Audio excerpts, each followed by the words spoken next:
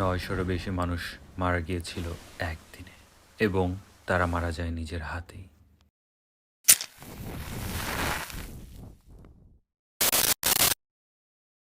এই ঘটনার পেছনে ছিল একজন মানুষ, যার নাম জিম জং। সে তৈরি করেছিল এক ধর্মীয় গ্রুপ, পিপলস টেম্পল। শুরুতে সবকিছুই ভালো ছিল, মানুষ বিশ্বাস করত সে তাদের সাহায্য করছে। কিন্তু ধীরে ধীরে সে হয়ে ওঠে নিয়ন্ত্রণকারী, বিপজ্জনক। সে তার অনুসারীদের নিয়ে চলে যায় জঙ্গলের মধ্যে, একটি জায়গা বানায় যার নাম দেয় চেইনস্টর্ম। সেখানে মানুষদের রাখা হতো বাহিরের পৃথিবী থেকে একদমই বিচ্ছিন্ন।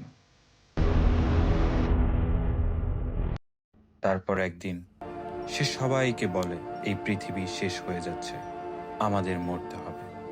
মানুষজনকে বিষ খাওয়ানো হয়, অনেকেই ভয় পেয়ে খায়, অনেকে বাধ্য হয়ে। ৯০০-রও বেশি মানুষ মারা যায় একদিনে।